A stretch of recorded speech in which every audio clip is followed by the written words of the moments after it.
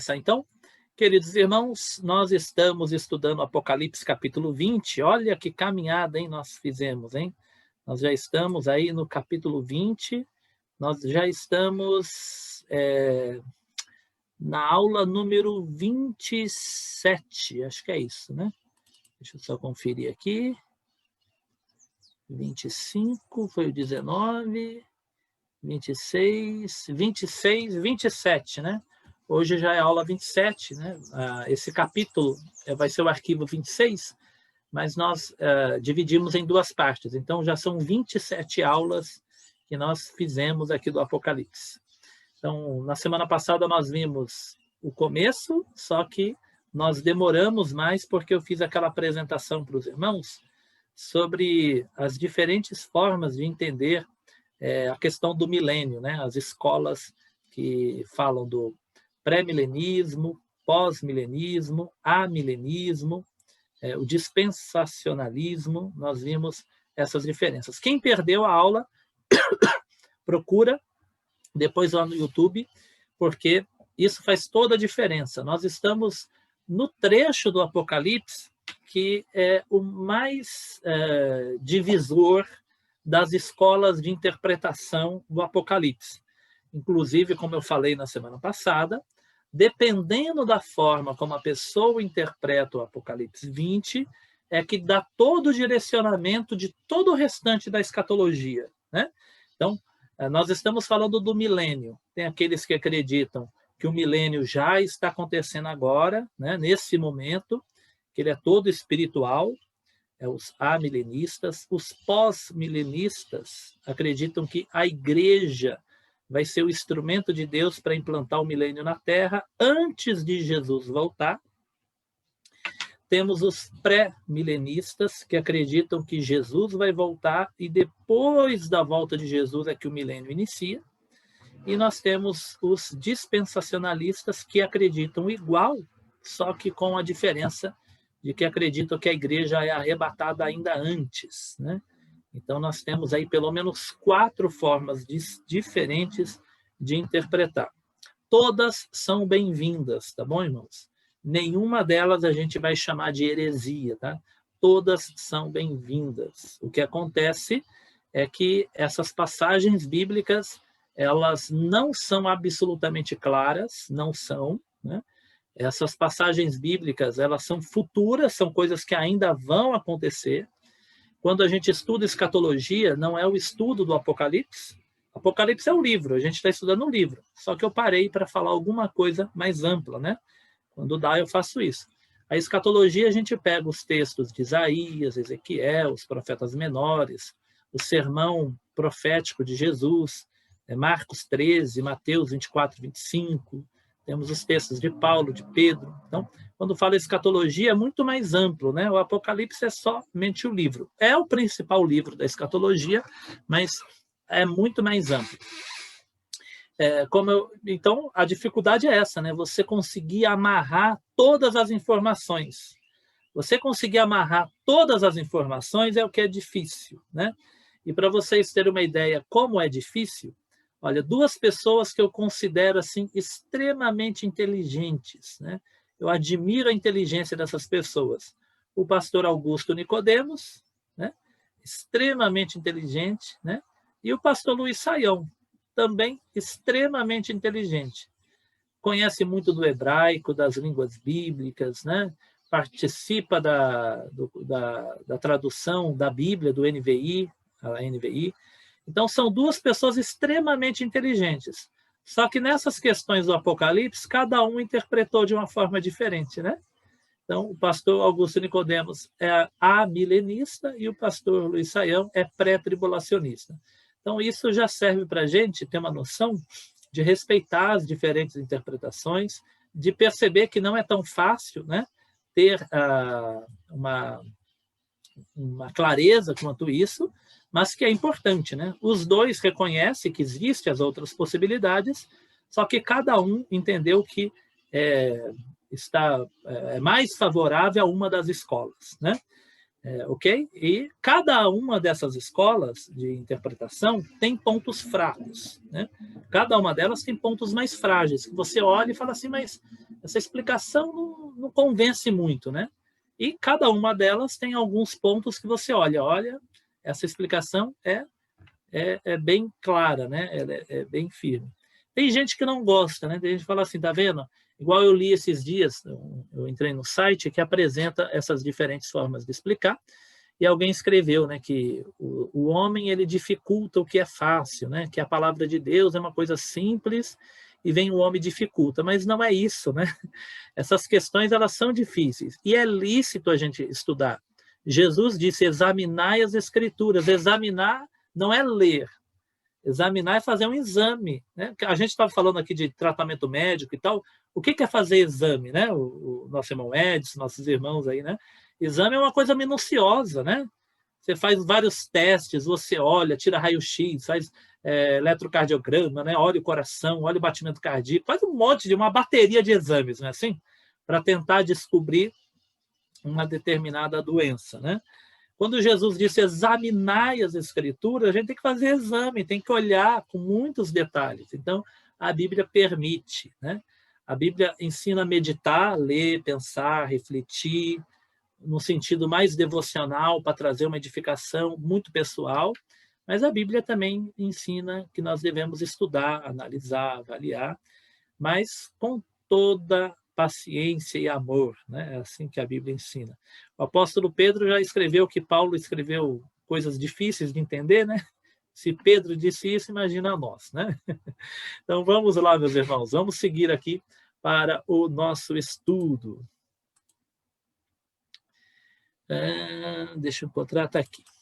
Então, continuando aí, nós paramos logo no começo da passagem, né? Aqui na parte de falar nações, né? Nações. Eu vou mostrar para os irmãos aqui. Nós estamos no comecinho do capítulo 20. Então vi descer do céu um anjo, tinha na mão a chave do abismo e uma grande corrente. Ele segurou o dragão, a antiga serpente, que é o diabo, Satanás, e o prendeu por 1000 anos.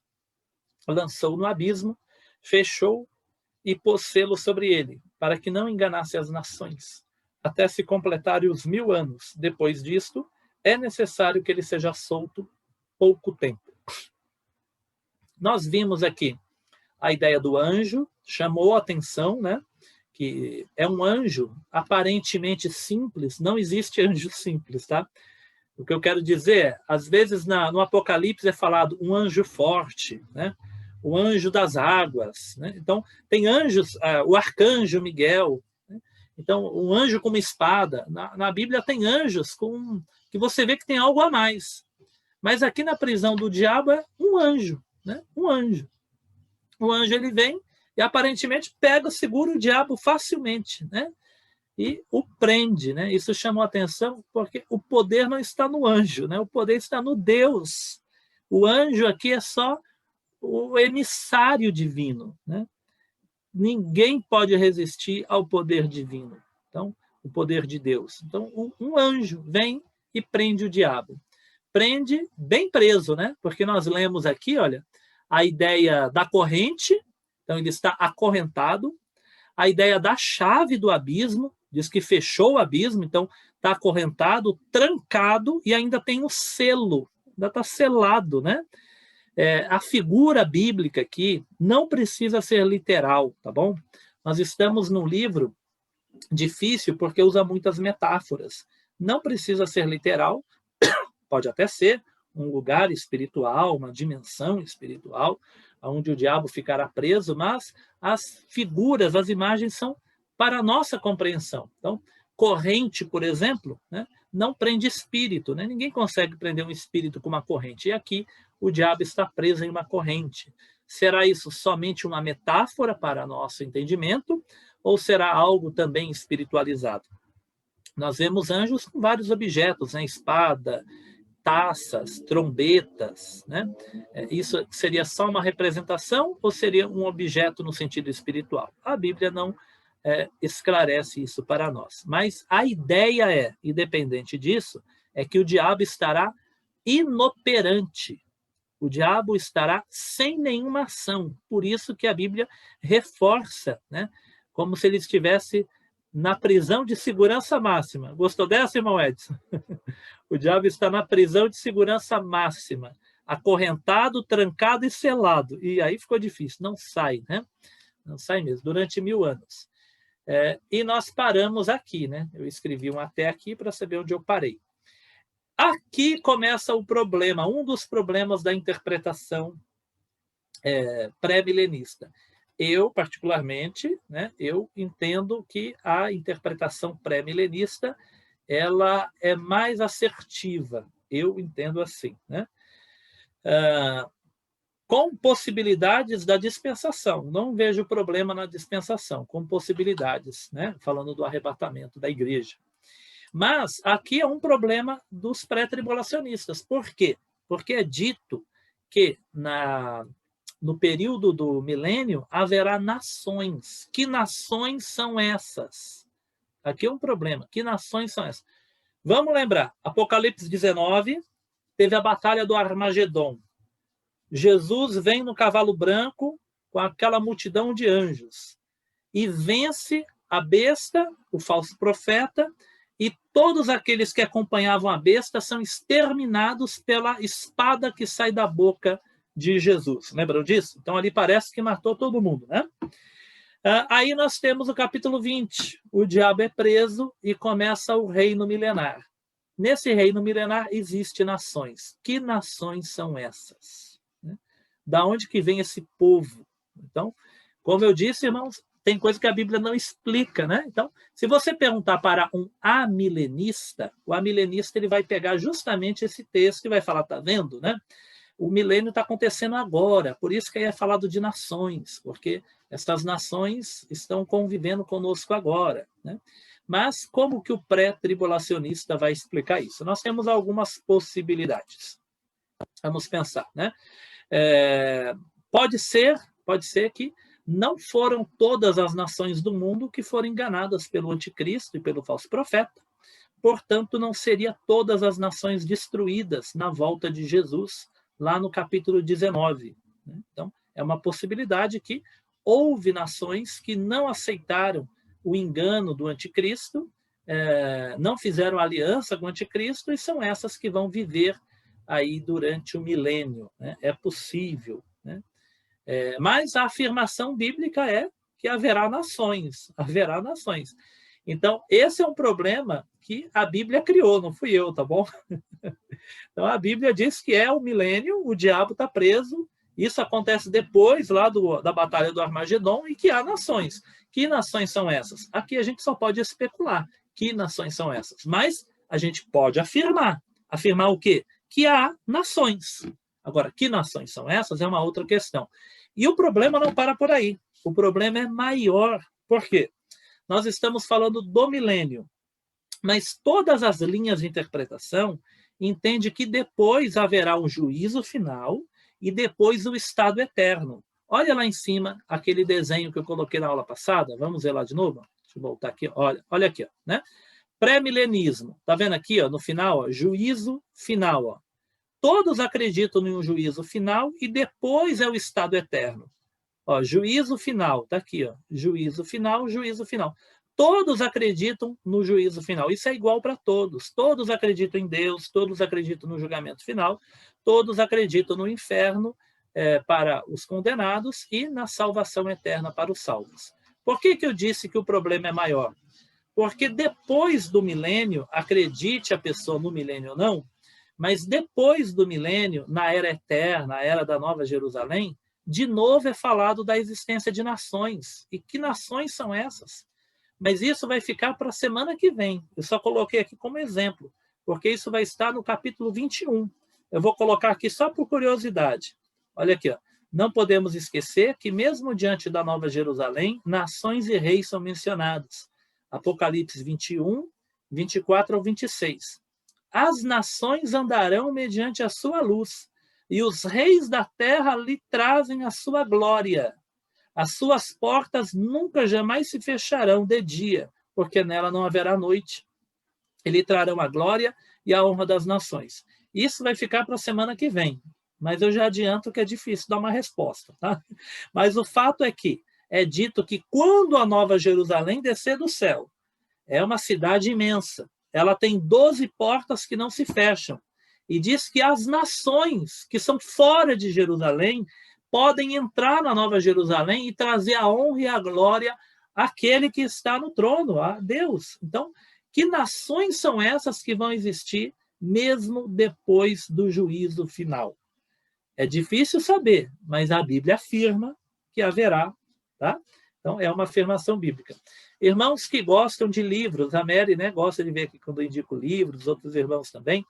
Irmãos que gostam de bons teólogos, eu vou mostrar para vocês mais um hoje, né? Vocês conhecem o pastor Heber Carlos de Campos? Eu estou com um livro dele aqui, ó. Esse daqui chama O Habitat Humano, o Paraíso Restaurado. O pastor Heber Carlos Campos é um pastor presbiteriano, é um dos grandes teólogos do Brasil sobre as questões apocalípticas. Ó, esse livro aqui é de uma coleção de 7 livros. Esse daqui tem 440 páginas. Todos os 7 livros é sobre questões do Apocalipse. Então, ele é muito, muito inteligente mesmo. Só que o pastor Heber Carlos Campos, ele é muito ousado. Ele é um estudioso, então tem coisas que ninguém diz que ele fala, né, com muita coragem.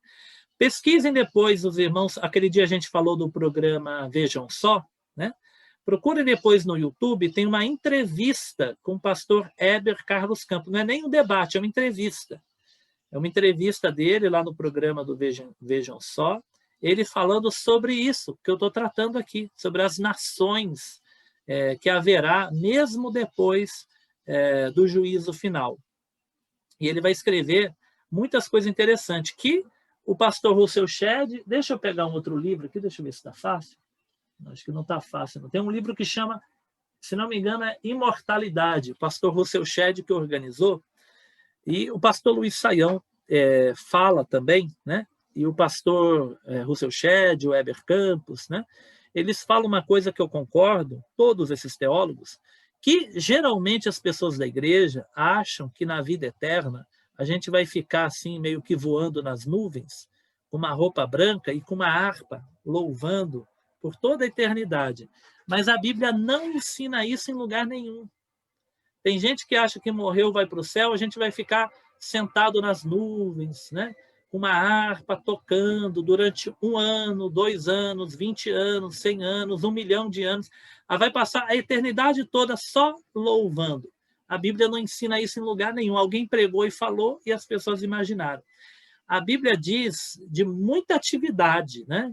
Muita atividade. Veja esse texto aqui. Isso aí vai ficar mais para a semana que vem, né? Mas diz que na Nova Jerusalém tem porta, e tem nações e tem reis. Então, que atividades haverá lá? Haverá atividades, né? Não haverá o pecado, não haverá maldição, não haverá choro, não haverá morte, não haverá dor, mas haverá atividades. Que tipo de atividades é difícil saber, mas o nosso Deus é criador. Criador é quem cria coisas. O nosso Deus não é estático.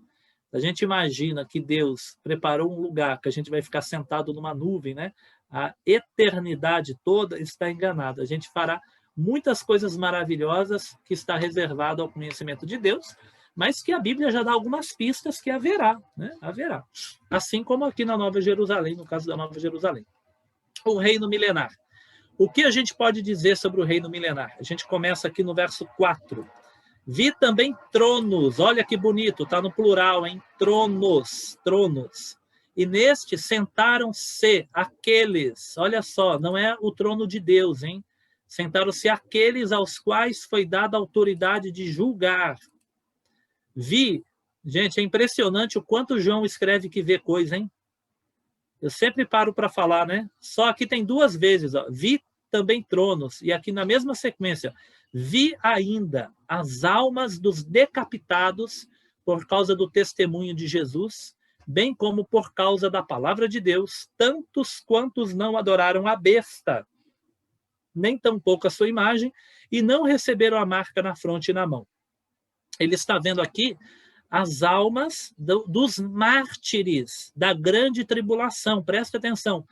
João está vendo os tronos, está vendo sentar nos tronos pessoas com autoridades para julgar. A gente já vai falar o que significa se julgar. Não é julgamento aqui é o milênio, não é julgamento, tá? A gente vai ver o que é isso daí. Está escrito que ele vê aqueles que morreram por causa da palavra de Deus, do testemunho, durante o quê? Durante a grande tribulação. Só que de aqui que os nossos irmãos amilenistas às vezes não percebem ou ignoram. Olha, e viveram. Então, esses decapitados, eles viveram e reinaram com Cristo durante 1000 anos. Os restantes dos mortos não reviveram. Gente, aqui está falando de uma ressurreição, né? O restante dos mortos não reviveram até um dia eles vão voltar, até que se completasse os 1000 anos. Esta é a primeira ressurreição. Bem-aventurado e santo é aquele que tem parte na primeira ressurreição. Sobre esses, a segunda morte não tem autoridade. Pelo contrário, serão sacerdotes de Deus e de Cristo e reinarão com ele os 1000 anos. Agora vamos pensar aqui no milênio. Esse é o trecho do reino milenar em si. Tá? Bom, primeiro nós vamos começar a pensar quem são essas pessoas que vão reinar no milênio, né? Alguns intérpretes entendem que quem vai reinar no milênio são somente os mártires, porque João está falando que viu aqueles que foram decapitados, né, pelo amor a Jesus. Mas, se a gente olhar com mais atenção o texto, é muito mais amplo. O que dá a entender aqui? Dá a entender que João está vendo os ressuscitados e um grupo especial que é mencionado, que são os mártires. Então, são 2 grupos. Veja que tem 2 vezes o vi. Esse vi é importante, ele não está à toa aqui. Ó. Vi também tronos, e neste sentaram-se aqueles aos quais foi dada autoridade para julgar. Ponto. Acabou aqui. Ó. Vi tronos, e aqueles... Aqui é um grupo, são os ressuscitados. Depois ele vê outra coisa, vi as almas dos decapitados. Aqui é o segundo grupo. Ele vê depois os mártires, ok? Só que tem uma questão, ele vê as almas, mas depois ele diz, e viveram, né? Então nós temos aqui um grupo maior, que são todos os ressuscitados, são todos aqueles que não sofrerão o dano da segunda morte, portanto, são os salvos. São salvos que estão aqui, né? Todos os salvos estão aqui, com uma menção especial àqueles que vieram da grande tribulação, que morreram na perseguição feita pela besta e pelo falso profeta. Veja, o irmão Jailton, né, aquele dia perguntou, né, sobre a ideia de que haverá crentes na grande tribulação. Aqui é outro texto que afirma, né? Porque diz que esses decapitados, eles morreram quando? Quando eles recusaram a adorar a besta, né? Então, se são pessoas que foram decapitados por recusar adorar a besta, então quando que eles morreram? Morreram na grande tribulação. Qual que é a diferença? Tem alguns que entendem que são judeus que se converteram na grande tribulação, e tem outros que entendem que é crentes não judeus que estarão presentes. Mas que haverá pessoas fiéis a Deus, haverá. E aqui é mais um exemplo que a Bíblia nos dá. Agora, esse trecho enorme que está aqui da explicação, eu vou deixar mais para baixo que eu coloquei os versículos bíblicos. Porque aqui está falando que essas pessoas vão reinar com Cristo. E aqui nós temos que definir a nossa linha de pensamento, né? Então, por exemplo, eu estou seguindo uma linha pré-milenista que acredita que haverá na Terra um milênio, que Jesus vai reinar literalmente na Terra de um modo pleno e perfeito, né? Se eu seguisse uma linha amilenista, eu iria dizer o quê? Que esse reino está acontecendo agora e que cada um de nós já está reinando agora com Jesus. Então, por que eu tenho que já fazer essa apresentação? Porque a explicação que vai aparecer aqui agora é uma explicação pré-milenista, que entende esse texto como algo futuro.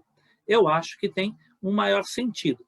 Eu vou apresentar para os irmãos vários versículos bíblicos que dá a ideia de que um dia, no futuro, e não agora, nós vamos reinar com Cristo. Reinar no sentido de governar, tá bom? Reinar no sentido de governar. Antes de seguir, deixa eu fazer uma última apresentação aqui na parte de cima, né? Essa daqui, ó.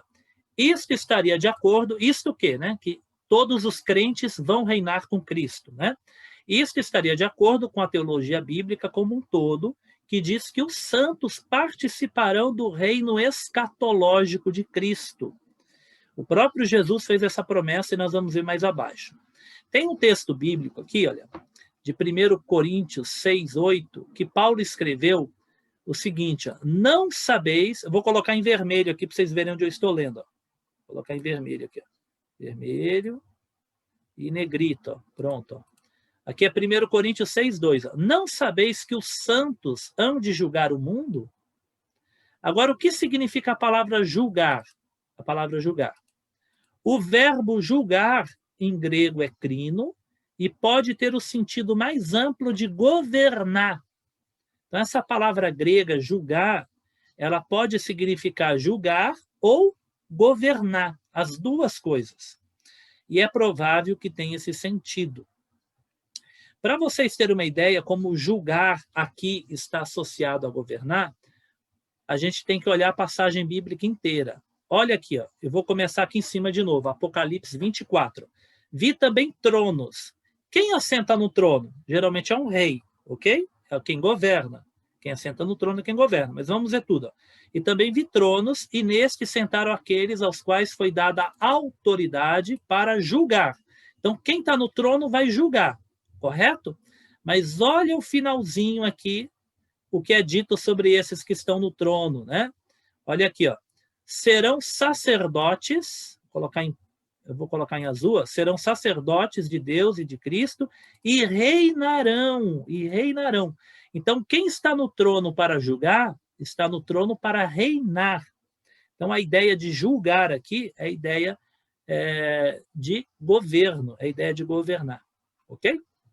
Vamos ver as passagens bíblicas, outras passagens bíblicas, que é dito que os crentes, os salvos, também vão governar com Cristo. Então, a ideia é que no milênio nós vamos governar. Vocês estão preparados para governar, irmãos? A gente gosta de meter o pau em político, né? A gente fala mal de político, e de fato, né? Dá vergonha, né? Mas você já pensou que um dia você vai governar, irmãos? E não é qualquer lugar, não. Você está achando que você vai governar aqui São Paulo, vai governar o Brasil? Você vai governar no reino milenar de Cristo, né? Mas calma, irmão, quando a gente for governar lá, a gente estará transformado. Então, não haverá espaço no nosso coração para corrupção. Então, é garantia que vai ser coisa boa, tá bom? Vocês acharam que não ia ter trabalho? Vocês vão governar dá trabalho, tá? Mas calma que a coisa é boa, tá? Vamos ver aqui, ó. Apocalipse 3, 21. Ao vencedor dar-lhe-ei sentar-se comigo no meu trono. Olha que bonito. Esse aqui já é dito que ao vencedor vai sentar no trono. Quem é o vencedor? É o mártir? É só quem é da grande tribulação? Não. Ao vencedor, nós aprendemos que é geral, são todos os salvos. Então, o vencedor vai sentar no trono com Jesus. Apocalipse 2, 26 ao 27. Ao vencedor que guardar até o fim as minhas palavras, eu lhe darei autoridade sobre as nações. Olha a palavra nações aqui de novo. Olha a palavra nações aí de novo. Quando que nós teremos autoridade sobre as nações? Tem que ser no reino escatológico. O que a gente leu ali? Nações no reino escatológico. E calma, né? Se alguém não acredita no milênio, na Nova Jerusalém também é dito de nações, né? Olha que coisa interessante. Você, eu, poderemos um dia e teremos um dia autoridade sobre as nações. Por isso que eu acho difícil, nesse quesito especialmente, a leitura amilenista, né? Porque os amilenistas dizem que o milênio está acontecendo agora. Quem aqui tem autoridade sobre as nações? Você tem autoridade sobre as nações? Se tem, dá jeito no Brasil, porque a coisa está feia, tá? Nós não temos autoridade sobre as nações. Não da forma que está escrito aqui, né? Olha só, os amilenistas às vezes gostam de usar o verbo, né? Mostrar, olha, isso no passado, no futuro. O que Jesus diz aqui, ó, darei, é no futuro. Quem vencer, eu darei. É no futuro, autoridade sobre as nações. Apocalipse 2 foi escrito para a igreja. Lembra que nós estudamos? Se a igreja já estivesse reinando aqui, ele não diria algo no futuro, vai ter autoridade. Ele diria que já tem autoridade sobre as nações. Mas o texto está falando de algo futuro. Então, nesse quesito especialmente, eu vejo que a leitura pré-milenista ela é mais assertiva. E com cetro de ferro as regerá e as reduzirá em pedaços como se fosse objeto de barro. Aqui uma referência ao Salmo 2, que eu já falei. Apocalipse 2, 9 e 10. Apocalipse 5, 9 e 10. O pastor Fernando pregou, não foi? Esses dias nesse texto, né? Lá do o Cordeiro e o Leão. Né? Mas ele pregou focando lá na questão do Cordeiro e do Leão. Vamos ver aqui o que diz mais. E entoava um novo cântico, dizendo: digno és de tomar o livro e de abrir-lhe os selos, porque foste morto e com teu sangue compraste para Deus os que procedem de toda tribo, língua, povo e nação, e para o nosso Deus os constituíste reino e sacerdote, e reinarão. Reinarão aonde? É lá no céu? Não, reinarão sobre a terra. É dito aqui que aqueles que Jesus comprou com seu sangue foram transformados em reino e sacerdote e reinarão sobre a terra. Então, reino futuro. Daniel 7:9. Continuei olhando até que foram postos uns tronos, no plural, e o ancião de dia se assentou. Sua veste era branca como a neve, os cabelos da cabeça como a pura lã, e o seu trono, singular, né, eram chamas de fogo, e suas rodas eram fogo ardente. Daniel vê no plural tronos e no singular o trono de Deus. E no mesmo capítulo, verso 27, ó, Daniel 7, 9, Daniel 7, 27, o reino, o domínio e a majestade dos reinos debaixo de todo o céu serão dadas ao povo dos santos. Não é um time dos santos, não, tá bom? Não é o povo do time, é os santos aqui, é o povo de Deus, né? Do Altíssimo. Seu reino será reino eterno e todos os domínios o servirão e lhe obedecerão. Então, aqui é dito em Daniel dos tronos e depois diz que os reinos serão dados ao povo dos santos. Mateus 19, 28, né? Mateus 19, 28. Jesus lhes respondeu: em verdade vos digo que vós, os que me seguiste, quando na regeneração, quando que isso vai acontecer? É agora? Não, é na regeneração. Não é a regeneração pessoal, tá? É na volta de Jesus, na transformação do mundo. Na regeneração, o Filho do Homem se assentar no trono da sua glória, também vós assentareis em 12 tronos para julgar as 12 tribos de Israel. Isso foi dito aos apóstolos. Que os apóstolos iriam julgar as 12 tribos de Israel. Será no reino milenar? Será na Nova Jerusalém? Mas, de qualquer forma, é apontado para o futuro. 1 Coríntios 6, 2 eu já li.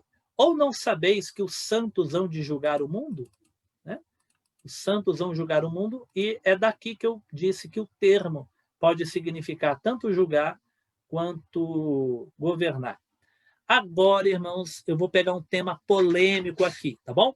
É um dos temas polêmicos que o pastor Heber gosta de levantar, né? Todo mundo aqui já ouviu falar esse versículo aqui. Eu já disse, tá, irmãos? Talvez você já falou isso daqui, olha. Romanos, esse versículo aqui, eu vou colocar em azul. Olha esse que está em azul agora. Porque o reino de Deus não é comida nem bebida, mas justiça e paz e alegria no Espírito Santo. Quantas vezes vocês já ouviram falar que no céu não tem comida, não tem churrasco, não tem bebida, porque Paulo falou que o reino de Deus não é comida nem bebida? Várias vezes, né? Então, no céu não tem churrasco mesmo não, tá? Mas no milênio vai ter. Então, no céu, tudo bem, lá no céu, na presença de Deus no trono, lá provavelmente não tem nenhum churrasco, né? Mas reinarão na terra, essa é a questão. No milênio, o reino acontece aqui na terra. Por que eu estou dizendo isso? Porque tem 2 versículos anteriores que eu não li, que eu pulei de propósito, que fala de comida no reino eterno, no reino futuro, no reino escatológico. Vamos ver? Eu estou nesse daqui, ó. Esse daqui, ó. Lucas 13, 28 ao 29. Olha como Jesus está falando do futuro. Os amilenistas às vezes dizem que é do momento presente. Mas olha o contexto. Primeiro segredo para interpretar a Bíblia. Não é nem grego e nem hebraico. É você ler o contexto, o que está antes e o que está depois. Vamos ler esse texto aqui, ó. Lucas 13, 28 ao 29. Ali haverá choro e ranger de dentes. Aonde que tem choro e ranger de dentes? Na condenação eterna, né? Quando virdes o reino de Deus, no reino de Deus, Abraão, Isaque, Jacó e todos os profetas, mas vós lançados fora. Jesus está falando daqueles que negam o evangelho. Muitos virão do Oriente, do Ocidente, do Norte e do Sul e tomarão lugares à mesa no reino de Deus. Como que a gente vai tomar lugar à mesa no reino de Deus se não vai ter nenhum banquete lá? É complicado, né? Alguém aqui gosta de ir num restaurante, sentar à mesa e ninguém te servir nada? Eu acho que você vai ficar decepcionado, né? Tudo bem, né? Alguém pode até alegar que é só uma figura de linguagem, mas a Bíblia está empregando, Jesus está empregando. E eu achei interessante a gente pensar, porque não é só essa passagem, tem mais uma, né? Porque aqui diz que toma lugar à mesa, mas não falou de comida. Alguém pode sentar à mesa e não comer nada, ok? Mas olha agora Lucas 22, 29 e 30. Lucas 22, 29 e 30. É aqui que eu estou. Assim como meu pai me confiou um reino, eu vou-lo confio, para que comais e bebais a minha mesa no meu reino. E vós assentareis em tronos para julgar as 12 tribos de Israel. Muito parecido com o texto do milênio, sentar em tronos para julgar. E Jesus disse, eles vão sentar à minha mesa para comer e beber. Que comida será essa? Como será isso? Eu não sei. Mas eu sei que é o que está escrito. E como é que fica o texto de Romanos? A gente tem que resolver, né? Que tem problema que é a Bíblia que cria, não sou eu, tá bom? Então, temos dois textos que diz que no reino de Deus haverá um banquete, as pessoas vão sentar à mesa, e temos Paulo escrevendo que o reino de Deus não é comida e nem bebida. Como que a gente resolve isso? Pelo contexto.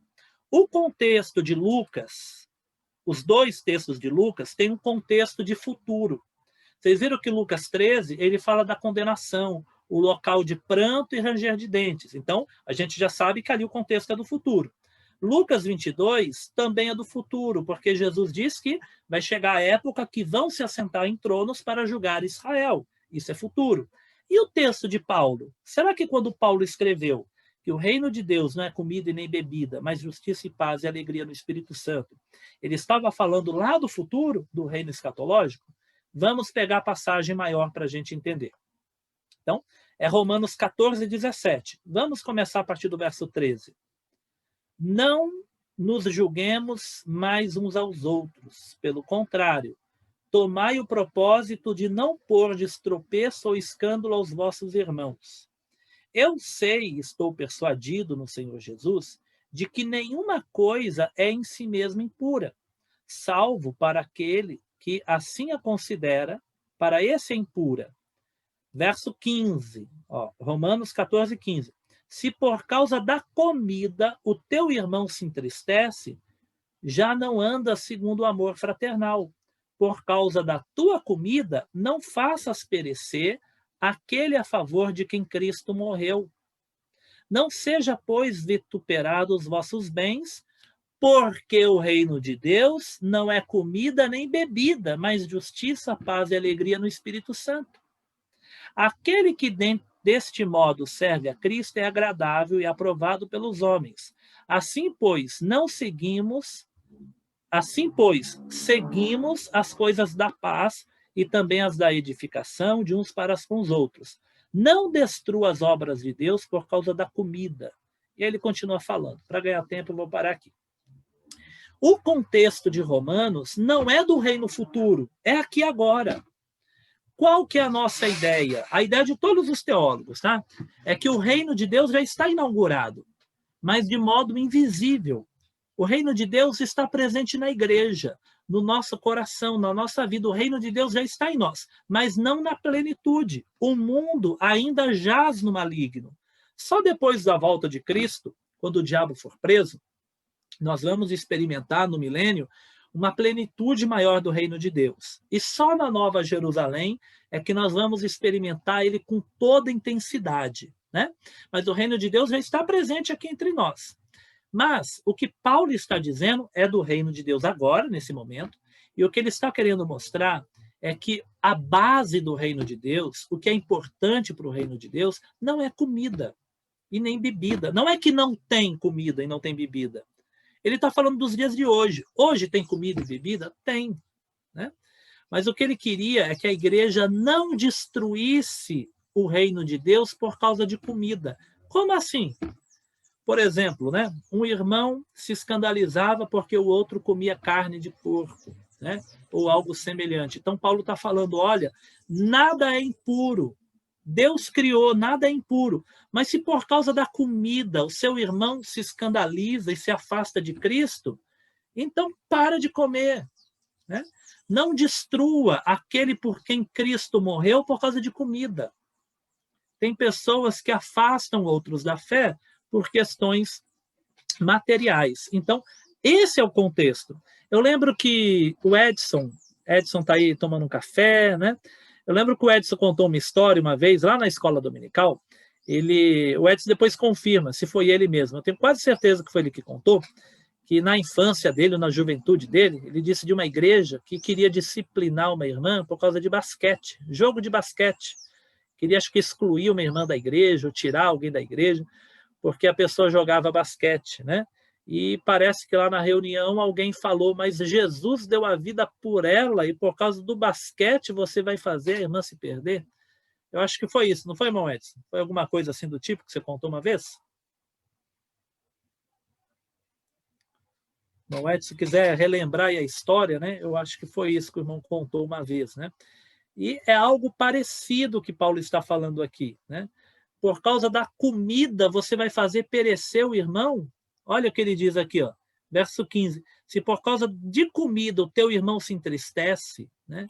E depois ele diz aqui, ó, por causa da tua comida, não faça perecer aquele por quem Cristo morreu. Então, o contexto aqui de Paulo não é do reino de Deus escatológico, mas é o reino de Deus hoje. Então, eu tenho uma boa notícia para os irmãos que gostam de um churrasco, gostam de uma boa comida, né? É bem provável, tá, que no reino de Deus nós vamos comer alguma coisa e o sabor deve ser maravilhoso. Não haverá diabetes, colesterol, não haverá nenhum desses problemas, tá? Será delicioso e maravilhoso, né? É claro que alguns que assistirem depois, ou talvez alguém que possa até estar escandalizado e falar que nunca ouviu falar disso, né? Mas veja, né? Tem duas passagens de Jesus que ele fala que ele vai sentar à mesa com Abraão, Isaac e Jacó. Ele fala para que comais e bebais a minha mesa no meu reino, né? Então, eu vou aqui com o pastor Heber Campos, ele tem umas ideias meio doidas, né? Às vezes, assim, no bom sentido, tá? Ele é muito ousado, às vezes, em algumas afirmações, e ele é um dos que defende essa ideia, e me parece que a Bíblia dá respaldo. É que quando é estranho, é difícil a gente aceitar, né? Mas tem muitas passagens bíblicas que a gente não olha o contexto. A gente já vai afirmando sem olhar o contexto. Quer ver só?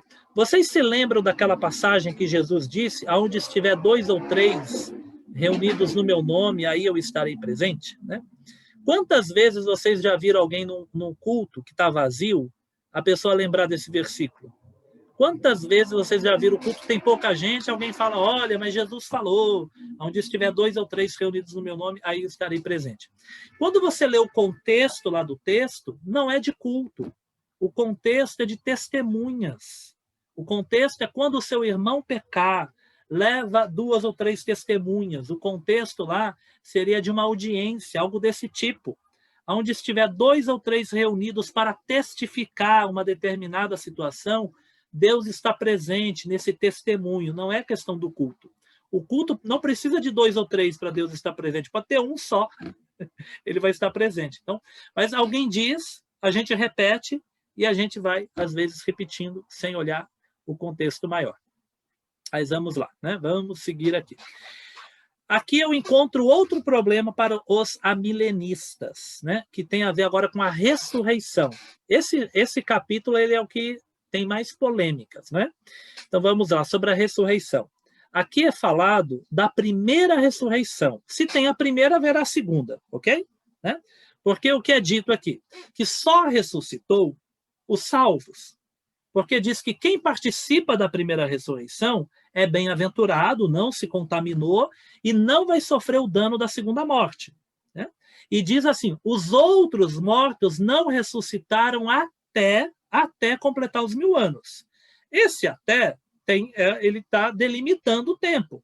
Quer dizer que depois dos 1000 anos, os outros mortos vão ressuscitar. Ok?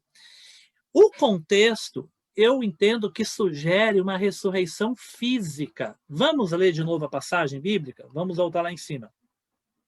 Vê se você consegue enxergar o que eu estou enxergando. Né? Vou ler aqui de novo, do verso 4 até o 6. Ó. Vi também tronos, e nestes sentaram-se aqueles aos quais foi dada autoridade de julgar. Vi ainda as almas dos decapitados por causa do testemunho de Jesus, bem como por causa da palavra de Deus. Tantos quantos não adoraram a besta, nem tampouco a sua imagem, e não receberam a marca na fronte e na mão. E viveram. Quem que viveu? Os decapitados. As almas que ele viu, aquelas pessoas que morreram, eles que viveram e viveram. E reinaram com Cristo durante 1000 anos. O restante dos mortos não reviveram. Não reviveram até, olha a palavrinha até que se completasse os 1000 anos. Esta é a primeira ressurreição. Preste atenção agora. Quem é pré-milenista entende que aqui é uma ressurreição literal. Pessoas que estavam mortas e ressuscitaram no seu corpo, ressuscitaram e foram reinar com Cristo. Né? E 2 vezes está bem implícito isso no texto. Quando diz que são decapitados, são almas e viveram, e depois diz os outros mortos não reviveram até. Né? Então dá a ideia que é equivalente os 2 tipos de ressurreição, porque é a volta à vida. Quem é amilenista, muitos presbiterianos, né, como eu já disse, o pastor Hernandes, o pastor Augusto Nicodemos e tal, eles vão dizer que essa primeira ressurreição é a regeneração, é quando a pessoa aceita Jesus, a pessoa estava morta para o pecado e agora ela vive para Deus. Vai fazer uma leitura espiritualizada do texto, vai dizer que essa ressurreição ela não é literal. Quem é pré-milenista, né? Igual o pastor Luiz Saião, só citamos os que a gente conhece, né? Sem contar os teólogos dos livros que a gente lê, mas o Ayn Gruden, tantos outros aí que eu já mostrei na aula passada.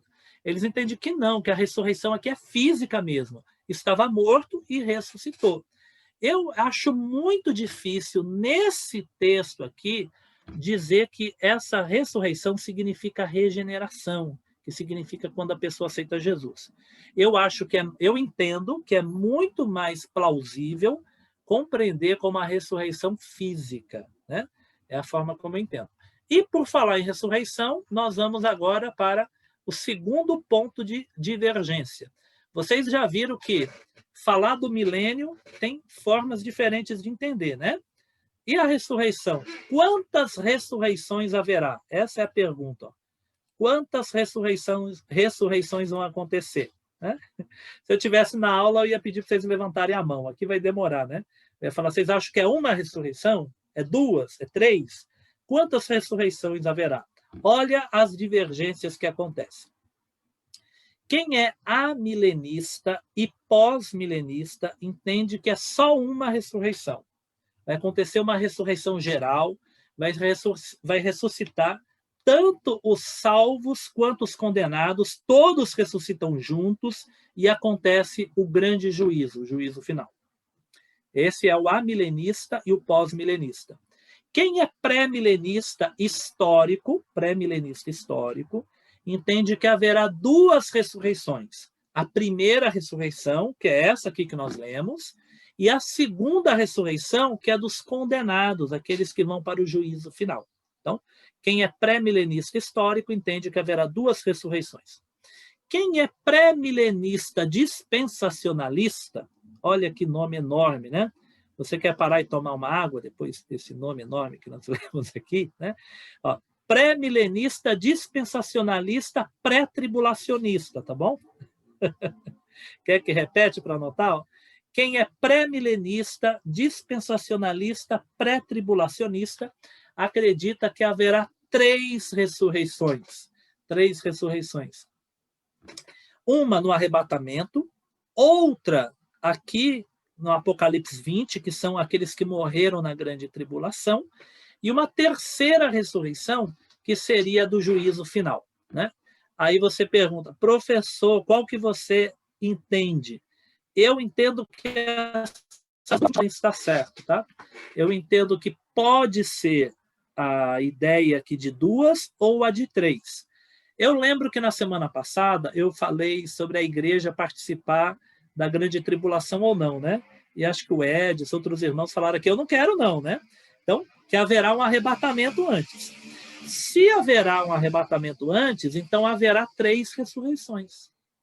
Por que haverá 3 ressurreições? Vamos pegar aqui o texto bíblico? Vamos lá. 1 Tessalonicenses 4, né? Aonde que é falado do arrebatamento da igreja? É aqui, 1 Tessalonicenses 4, né? Verso 13. Não queremos, porém, irmãos, que sejais ignorantes com respeito aos que dormem. Dormir aqui é quem morreu, tá bom? Então, você tem fé em Jesus? Amém? Né? Quando um parente seu que crê em Cristo, alguém da igreja morrer, não esquece que a expressão bíblica é ele dorme, né? Ou seja, é uma expressão muito tranquila, né? Não é uma expressão de dor e sofrimento, né? Nós já vencemos a morte, tá? Mas vamos lá. Não queremos, porém, irmãos, que sejais ignorantes com respeito aos que dormem, para que não vos entristeçais como os demais que não têm esperança.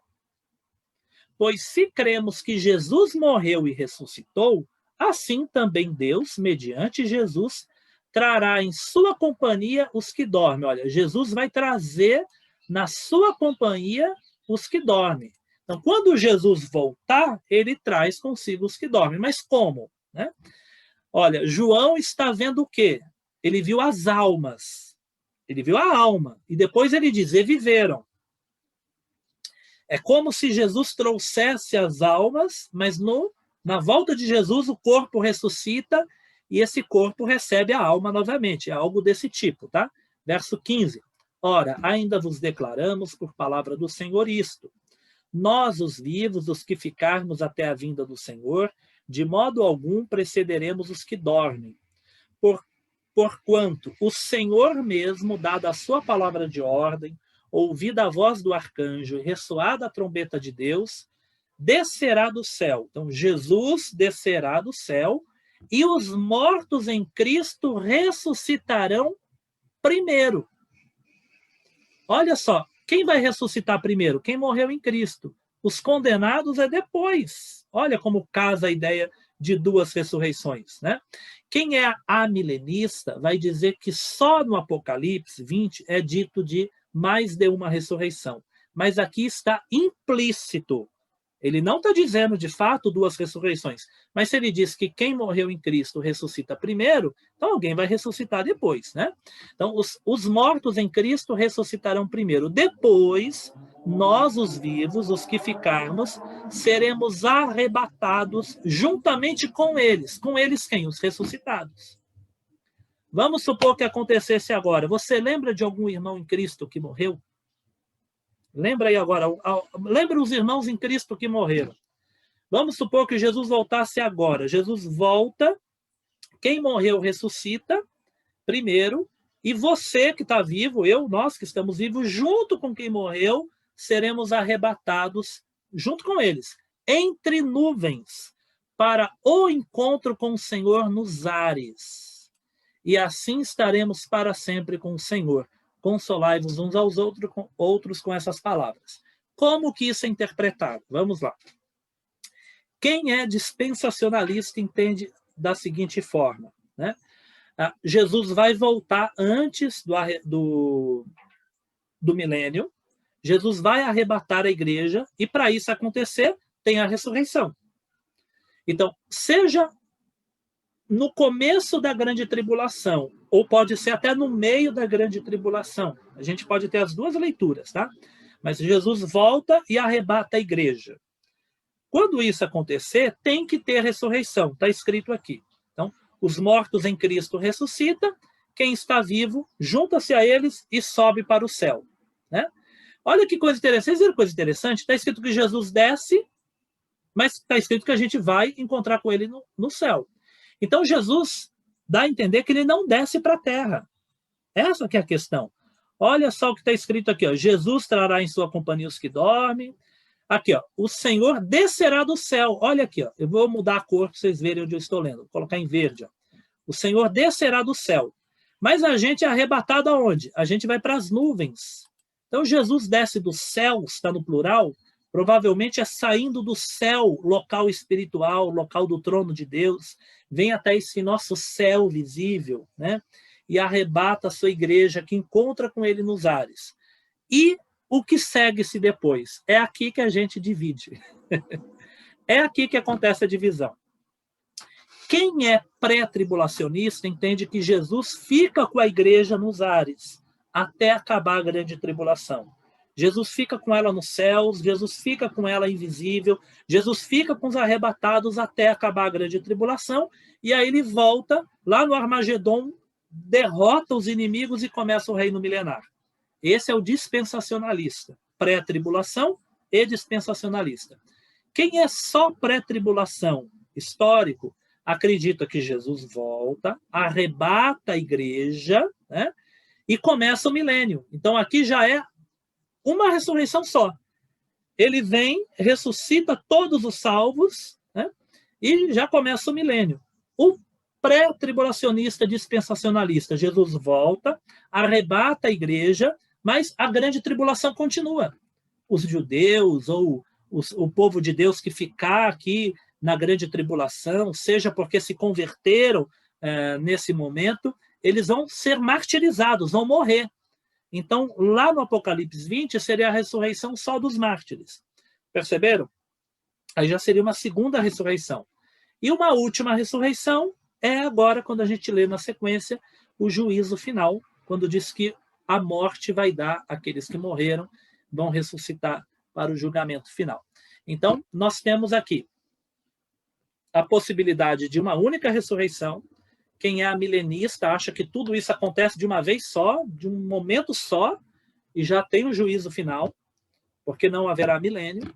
Quem é pré-tribulacionista ou acredita em três, se houver um arrebatamento antes da grande tribulação terminar, ou quem acredita que a igreja passa até o fim da grande tribulação, entende que aquela volta de Jesus para derrotar a besta, o anticristo, ele já faz a ressurreição dos santos, derrota o anticristo e começa o milênio, né?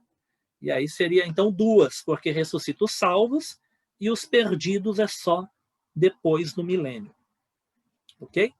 Bom, vamos caminhando para o juízo do Satanás, né? O juízo definitivo de Satanás, a condenação do diabo, né? Aqui eu já expliquei, vamos passar para o próximo item. O juízo definitivo sobre Satanás. Vamos lá?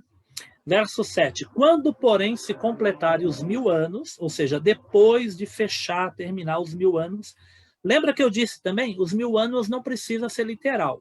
Mesmo quem acredita no milênio na Terra, eu acredito no milênio na Terra, mas não precisa ser 1000 anos exatos. Os números no Apocalipse são simbólicos. 1000 é um número longo, é um número que mostra um grande período, né?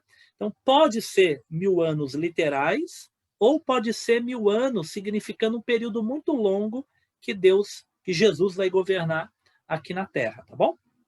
Mas, quando completar esse período determinado por Deus, esses 1000 anos, Satanás será solto. Vocês viram aqui que interessante? Eu falei que é presídio de segurança máxima, né? Mas veja aqui, o diabo não vai fugir, tá? Ele será solto. Será solto.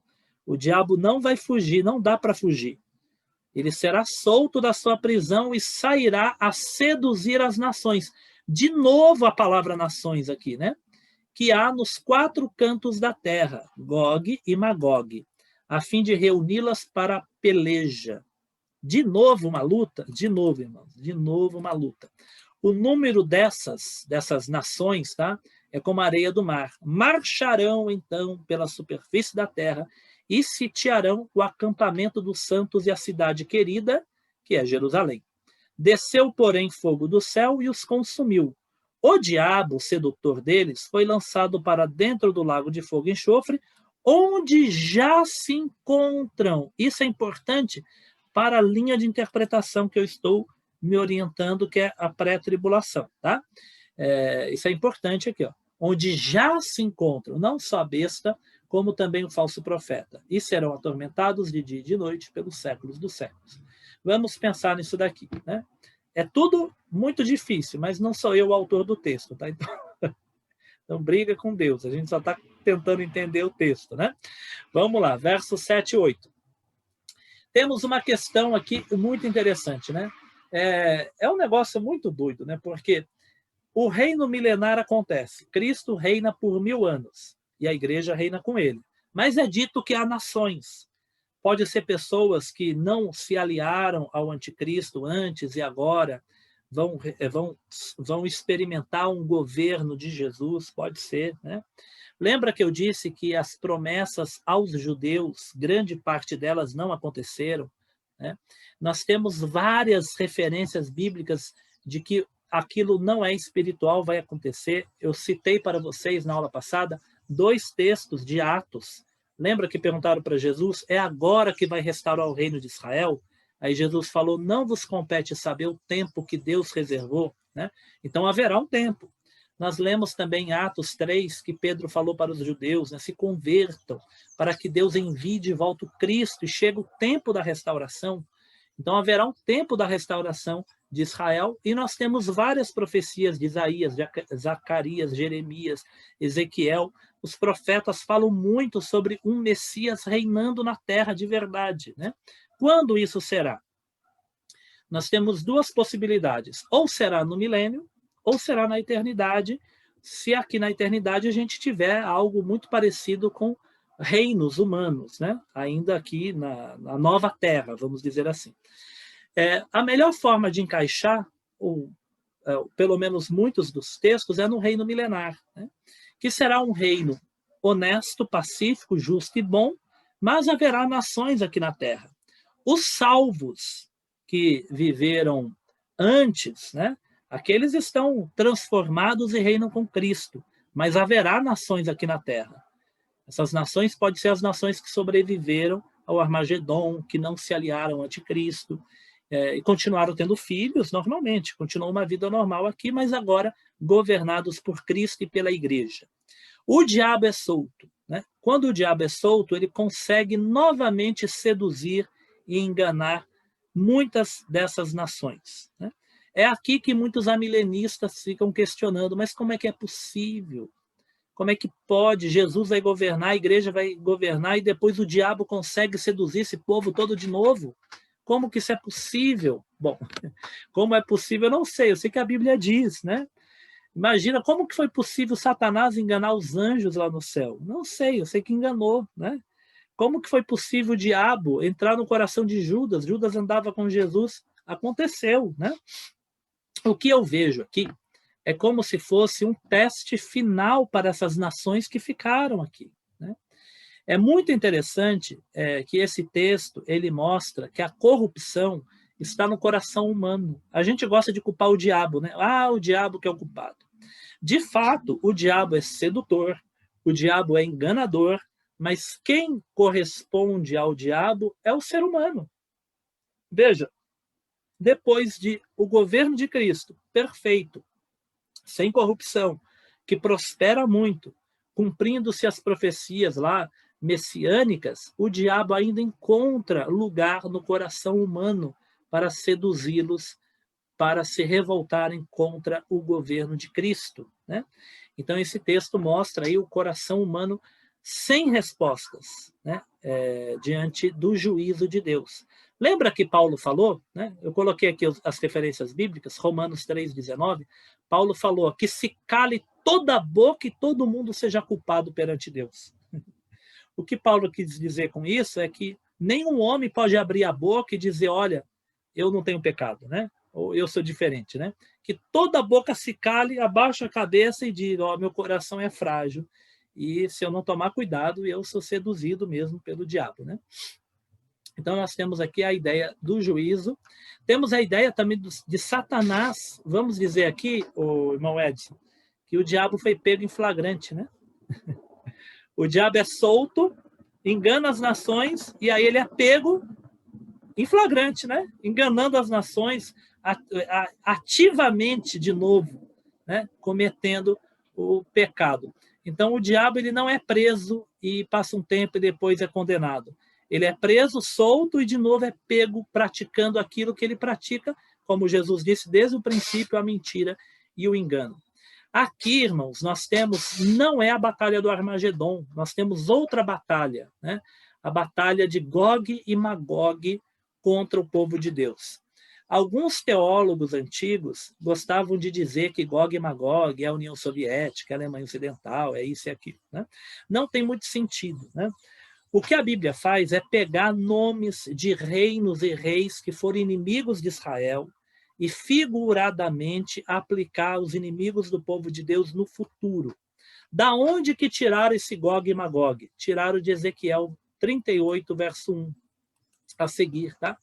Ezequiel 38, verso 1, lá é contado de Gog e Magog. Gog e Magog são nomes bíblicos para nações que se rebelaram contra Deus e são hostis ao povo de Deus. Em Ezequiel 38, Gog é o príncipe da terra de Magog. Então, Gog é o príncipe da terra de Magog, que vem para lutar contra o povo de Deus. Prestem atenção nesse paralelo que eu coloquei aqui para vocês. Ó. Possível paralelo de Ezequiel com Apocalipse. Qual é a leitura que o pré-milenismo está fazendo? Presta atenção, leitura do pré-milenismo. Né? Teve a grande tribulação, teve o anticristo, a besta, teve o Armagedon, Jesus veio, derrotou eles e começou o reino milenar. Depois do reino milenar, teve mais uma grande batalha, e depois dessa grande batalha é que vem o juízo final e o estado eterno. Agora, olha como está o livro de Ezequiel, para você perceber como temos aí um paralelo parecido com Apocalipse. Eu vou ler para vocês aqui. O Novo Testamento diz muito pouco sobre o reino messiânico aqui na Terra, mas a profecia de Ezequiel tem a mesma estrutura básica de Apocalipse 20. Olha que interessante. Os capítulos 36 e 37 de Ezequiel, tá?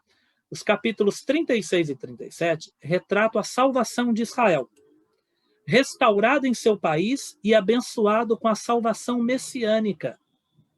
A meta da predição profética, vós sereis o meu povo e eu serei o vosso Deus, agora se realiza. Ezequiel 36, 28. Davi, o servo de Deus, reinará sobre o seu povo e Deus habitará com ele. Ezequiel 37. Quem é esse Davi? É o Messias. Davi já tinha morrido quando Ezequiel escreveu. Ele está falando do Messias, né? Porém, a bênção do reino messiânico não é o fim. Por quê? Depois do capítulo 37, o que aconteceu lá de Ezequiel? O reino do Messias é conturbado por uma guerra escatológica liderada por Gog e Magog, capítulo 38 e 39. Somente depois da vitória divina, Ezequiel retrata um novo sistema eterno, descrevendo em termos de um novo templo da Nova Jerusalém. Então, no livro de Ezequiel existe restauração do povo de Israel, governo do Messias, o reino do Messias e, de repente, uma outra guerra. Né? E depois dessa outra guerra, aí sim, ele fala de uma nova Jerusalém. O Apocalipse tem uma estrutura parecida. Ele fala de um reino do Messias, o Messias reina por 1000 anos, depois uma guerra, Gog e Magog, pega os mesmos termos do profeta Ezequiel, e depois, eu acho que eu estou falando Ezequias às vezes, tá? Ezequias era o rei. Se eu falei Ezequias, me perdoe, é Ezequiel. Depois, Ezequiel fala do quê? Vem o rei, o príncipe Gog, da terra de Magog, é derrotado, e aí depois vem a Nova Jerusalém, algo muito parecido com Apocalipse, reino do Messias, uma peleja final, de Gog e Magog, e depois o estado eterno, né? Então, eu entendo que essa leitura ela tem muito sentido, tá? É claro que tem coisa que você pode ficar na dúvida, né? Mas é a revelação bíblica, né? Tem coisa que a gente pensa, mas como pode, né? Cristo reina e depois o diabo ainda é solto, né? Para enganar as nações. Então, Deus manda o diabo para enganar as nações, não é isso, né? Aqui a gente entende como se fosse aquele teste, não para Deus, mas como diz Paulo, que todo homem cale a boca diante de Deus e perceba quem é, né? Então, cuidado, né? Deus nos deu, eu acredito, eu entendo, esse livre-arbítrio e ele é testado, como foi com Adão, ele é testado aqui nessa sedução e aqueles que ficarem do lado do diabo vão perecer. Vocês notaram que não tem guerra aqui? Tem gente que fica triste, né? Tem gente que pensa assim, olha, na a batalha do Armagedon, na guerra final, né? Vai ter os demônios voando, dragão, né? Aqueles negócios estranhos lutando contra os anjos, aquela guerra. Não tem nada disso, irmãos. Quando Jesus volta, da boca de Jesus sai o sopro, a palavra que mata, destrói o anticristo e acabou. E agora, essa última batalha? Não chega nem a acontecer. Diz que desceu fogo do céu e consumiu os inimigos do povo de Deus. Pronto, acabou. Né? Não tem ninguém que consiga se opor contra Deus. Né? Quando Deus age, aí não tem mais para ninguém. Verso 10. Como na batalha do Armagedon, a ênfase não está na derrota dos exércitos que lutaram contra o Messias, mas na destruição dos poderes que estavam por trás deles. Queridos, eu falei que aqui seria importante para a nossa interpretação, né? Por quê? Vamos lá. Quem é amilenista e quem é pós-milenista acredita que haverá grande tribulação, eles não negam, acredita, né? A diferença é o milênio. O milênio, para o amilenista, já está acontecendo. Para o pós-milenista, é a igreja que vai fazer. Mas os dois acreditam que haverá uma grande tribulação. Tá? Quem é amilenista e pós-milenista entende que essa batalha aqui é a mesma do Armagedon, que está sendo contada de novo. Né? Mas por que eu entendo que não é, e quem é pré-tribulacionista também entende que não é? Quando acabou a batalha do Armagedon, está escrito que a besta e o anticristo foram lançados no lago de fogo. Lembram disso? Capítulo 19, eles foram lançados no lago de fogo. Essa batalha agora, ela é liderada pelo próprio diabo. E é dito que quando o diabo é pego, ele é preso, ele é lançado no lago de fogo, onde já se encontram, onde já está a besta e o falso profeta. Então, se fosse a mesma batalha, nós não teríamos aqui o Apocalipse fazendo essa distinção. Neste versículo 10 está fazendo uma distinção. Olha, o diabo perdeu essa batalha e ele vai ser lançado onde já está a besta e o falso profeta. A besta e o falso profeta, eles foram vencidos na outra batalha, do capítulo 19. Então, por isso que eu entendo aqui, e eu acho muito bem colocado que são duas batalhas distintas. E, para concluir, o juízo definitivo sobre o diabo e sobre os demais. Né? Aqui foi visto um grande trono branco. Irmãos, mais um problema. Né? Eu acho que eu nem coloquei aqui embaixo, eu só vou citar para os irmãos. Deixa eu ver se eu coloquei. Não, não coloquei, não. Quantos julgamentos haverá, irmãos? Quantos julgamentos haverá? Vocês viram que aqui que ficou complicado, né? Até a aula do capítulo 19 estava tudo maravilhoso, né? Agora aqui que a gente complica, né? Aqui que a gente vê muita coisa diferente, né? Já haverá arrebatamento antes ou não? Né? Aí, haverá salvos na grande tribulação ou não? Haverá. Agora a dúvida é: será só judeus ou crentes e judeus? Né? Haverá milênio aqui na Terra ou não? Né? Jesus volta antes do milênio ou é depois do milênio? Olha quantas coisas. Ressurreição, quantas ressurreições haverá? Né? Agora, outra pergunta difícil: quantos julgamentos acontecerão? Tem gente que enxerga na Bíblia três grandes julgamentos. Três grandes julgamentos. Tem gente que vê um julgamento do Mateus capítulo 25, o julgamento das nações, tem o julgamento dos crentes no tribunal de Cristo, e tem o juízo final, o juízo do trono branco, que é esse daqui. Né? Tem gente que enxerga assim. É verdade que a Bíblia afirma e dá a entender que pode haver, sim, mais de um juízo. Né? Mas como será isso? Será separado, muito distinto no tempo ou não? Por exemplo, o tribunal de Cristo, ele é falado por Paulo, e ele envolve só crentes. é onde está escrito que Deus dará galardões, né? Então, mas não é o nosso assunto. O Apocalipse não vai citar esse, é Paulo que cita. Paulo diz que nós compareceremos no tribunal de Cristo, é só os crentes. E diz que no tribunal de Cristo não tem condenado, tá? No tribunal de Cristo, pessoas recebem galardões de acordo com a avaliação que Jesus vai fazer das nossas obras e tal, né? Então, ali é um juízo de galardão. Então, ali seria um. Mas e esse juízo final? Será que esse juízo final é o mesmo de Mateus 25? Né? É difícil falar, né? Mas Mateus 25 também é comentado lá numa parábola, um juízo final. Só que lá em Mateus 25 tem uma diferença. Por que alguns enxergam o juízo diferente? Mateus 25 acontece um juízo que tem salvos e condenados, eles estão juntos, lembram disso? As ovelhas e os bodes, um à direita, outro à esquerda. Quem está à direita, as ovelhas, é dito: vinde benditos do meu Pai, possui por herança o reino que está preparado desde a fundação do mundo, né? Então, alguns entendem que ali é um juízo para entrar no reino milenar, porque vinde benditos do meu Pai, possui por herança o reino que está preparado. Mas lá existem os condenados também. Lembra dos bodes? O que os bodes escutam? Apartai-vos de mim, malditos, para o fogo eterno, preparado para o diabo e seus anjos, né? Então lá existem os dois juntos. Aí os amilenistas vão dizer, tá vendo? É uma ressurreição só, porque o julgamento acontece todo junto. Como eu disse, nenhuma das linhas de interpretação é completamente forte. Algumas têm pontos frágeis que a outra não tem, né? O grande desafio é conseguir ligar todos os pontos, né? Esse é o grande desafio, né? Mas o fato é, irmãos, no meio dessa confusão toda, né, o fato é que haverá o julgamento, né? Haverá o julgamento. Então o que a gente tem que guardar para o nosso coração? Que a gente está com Cristo.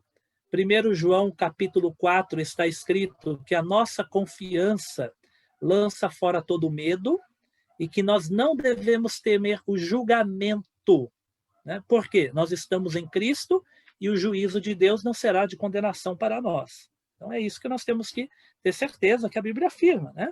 Agora, independente de haver dois ou um julgamento, a nossa confiança é que nós estamos no grupo dos salvos, não por mérito, mas pela obra de Cristo. Mas vamos pensar aqui na nossa linha. A nossa linha, o que eu estou apresentando, é que haverá esse juízo final onde está presente só os condenados, né? Aparentemente. Pelo menos no texto de Apocalipse é mencionado só os condenados.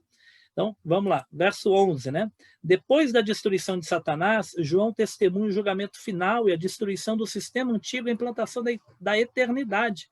Olha o que diz no verso 11. Vi um grande trono branco e aquele que se assenta, de cuja presença fugiram a terra e o céu, e não se achou lugar para eles. Olha que linguagem é usada. Gente, imagina, na presença dele, o céu e a terra fugiu. Sumiu. Fugiu. Lembra um pouco Mateus 25, que diz que as nações estão diante de Jesus, né? No grande julgamento. Como que vai ter espaço, né? O Edson, eu gosto de falar do Edson porque a gente, quando fala esses termos aqui de juízo, julgamento, né? Edson, imagina você trabalhando no julgamento desse, imagina todas as nações do mundo inteiro, as que estão vivas e as que já morreram, hein? Não é só as de hoje, não. Hoje, o mundo hoje tem mais de 7 bilhões de pessoas. Mas imagina de todas as eras, diante do trono de Deus. Imagina trabalhar no julgamento desse, né? Que coisa. Por isso que foge o céu e a terra. Olha a linguagem, como que vai ser isso? É um negócio muito doido. E as pessoas estarão fisicamente, porque elas vão ressuscitar. Olha o que diz o texto. Vi também os mortos. Olha, aqui é a segunda ressurreição. Verso 12. Vi também os mortos, os grandes e os pequenos, postos em pé diante do trono. Então se abriram livros, no plural, e ainda outro livro, no singular, que é o livro da vida, foi aberto. E os mortos foram julgados de acordo com o quê? Segundo as suas obras. Segundo as suas obras. Conforme o que se achava escrito nos livros. Está tudo registrado, nada falhou, né? Eu tenho um amigo que gostava de falar que tem um anjo anotando tudo, né? Mas calma, né? Não precisa de um anjo anotar tudo, porque Deus é onisciente, né? E Deus não precisa conferir no livro, tá? A linguagem aqui apocalíptica quer dizer que Deus sabe tudo, né? Não pensa assim, Deus vai dar uma olhada. Será que Deus esqueceu de anotar alguma coisa no livro, né? Deus é onisciente. A linguagem bíblica é a ideia que tudo está preservado diante de Deus, né? Deu o mar os mortos que nele estavam, a morte e o além. Tem uma tradução que aqui está inferno, tá? É Hades. A palavra aqui grega é Hades, que é o local onde estão os mortos hoje, que estão sem Cristo. Quem morreu sem Cristo está no Hades, que é traduzido às vezes por inferno, né? Aqui nessa tradução está além. Não é o lago de fogo, tá? Então, o inferno, o mundo dos mortos, né? Ou túmulo, alguém pode colocar como túmulo, deu os seus mortos. A morte e o além deram os seus mortos que nele havia. E foram julgados. Edson, eu falei do julgamento aí de todas as nações, só que não é um julgamento geral.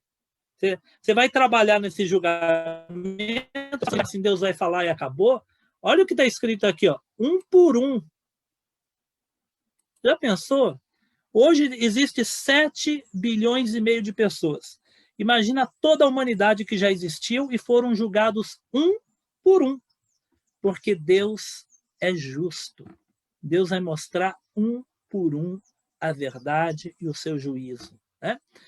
Segundo as suas obras. Então a morte e o inferno foram lançados para dentro do lago de fogo. Olha que maravilha. A morte, essa é a morte da morte. Vocês já ouviram falar da morte da morte? É aqui, ó. Então a morte e o inferno foram lançados para dentro do lago de fogo. Olha, sabe quando eu digo que o inferno, que é traduzido, né, uma tradução para Hades, né? O Hades, que é o mundo dos mortos, não é o lago de fogo. O lago de fogo está vazio, irmãos. A morte e o inferno foram lançados para dentro do lago de fogo. Esta é a segunda morte. O lago de fogo é a morte da morte. E se alguém não foi achado escrito no livro da vida, esse foi lançado para dentro do lago de fogo, ou seja, o nome tem que estar no livro da vida. Vamos lá? A despeito dessa teoria de vários julgamentos, o fato é que haverá o julgamento, isso está explícito na Bíblia, Deus vai julgar, esse é o último juízo, ele é definitivo. Por que ele é definitivo? Porque a própria morte será condenada, né? A própria morte estará... Aqui existe uma personificação da morte, como se ela fosse um ser. A morte é lançada. Aí não precisa ser, tá bom? Não quer dizer que a morte seja uma criatura, um ser. Mas a Bíblia está querendo dizer que a morte é exterminada, acabou. Não existe mais morte. A morte morreu, né? Incrível que pareça, é a morte da morte, né? E o inferno também. Aqui a ideia de um grande extermínio, né? É claro que existe também duas posições teológicas controversas, né? Existem aqueles que acreditam que o inferno ele terá sofrimento, mas depois uma extinção, tudo acaba. Existe a linha mais ortodoxa que diz que o lago de fogo ele será por toda a eternidade. Existem os dois pontos de vista, tá? O John Stott, muitos aqui conhecem o John Stott. John Stott acreditava que o inferno ele não seria eterno. O lago de fogo ele seria a exterminação eterna. Aqueles que morreram sem Cristo vão sofrer o juízo, mas será o extermínio eterno, não será uma agonia eterna, será um extermínio eterno, né? Mas a maioria da leitura ortodoxa diz que é uma dor para sempre, né? Mas vamos continuar aqui, a ideia que nós temos aqui já é de transformação da natureza. Quando diz que a terra e o céu fugiram, é porque a natureza já será transformada.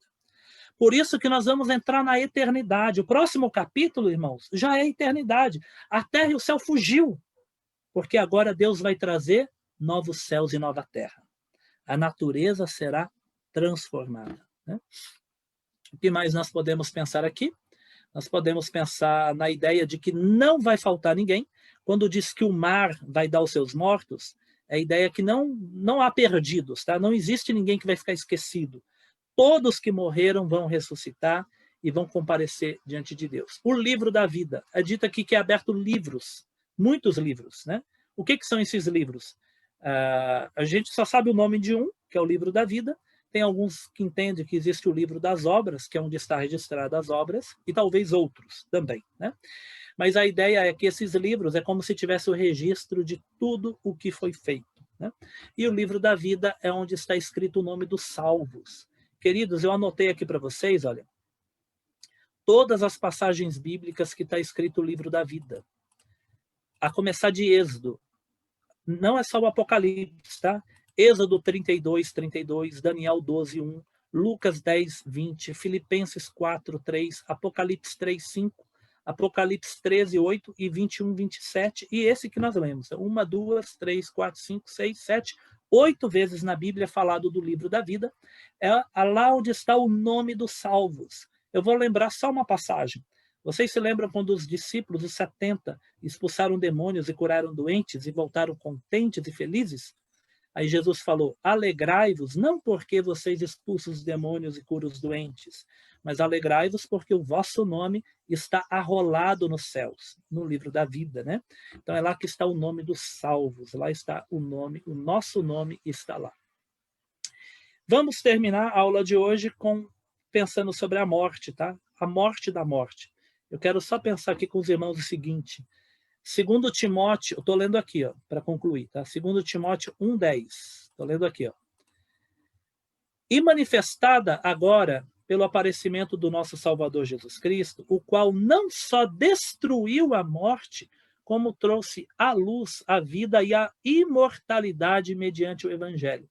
Jesus já destruiu a morte está destruída, mas ela ainda opera. Nós já recebemos vida e imortalidade. Queridos, essa é a maior esperança que nós temos.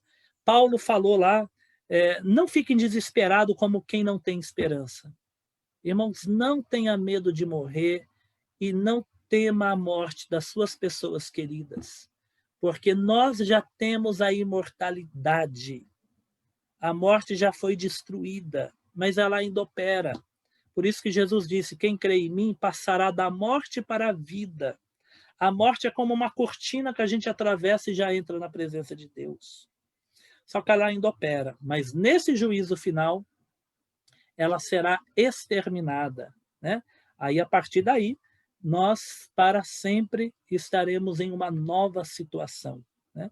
Porque aí não haverá mais ação da morte, porque o pecado não haverá. O salário do pecado é a morte. Se não haverá mais pecado, não haverá mais a morte, é a destruição da morte. Queridos, você não pode morrer completamente, né? O seu corpo físico pode até morrer, mas dentro de você está o Espírito Santo. Quem pode matar o Espírito Santo? Ele já é penhor da nossa vida, ele já é parte da nossa vida. O seu físico pode perecer e pode morrer. Eu estou falando de 1 João, que aqui em casa nós estamos na leitura de 1 João. Está escrito que nós temos a semente do Filho de Deus. Sabe a semente que está plantada? Está aqui dentro. Por isso nós temos a imortalidade. Seu corpo físico perece e vai morrer. Mas você não pode morrer completamente, porque o eterno já habita você. Tem um pastor que eu gosto que ele diz, a eternidade já habita em mim. Né? Isso é bonito demais, né? Isso é maravilhoso demais. Vamos terminando por aqui.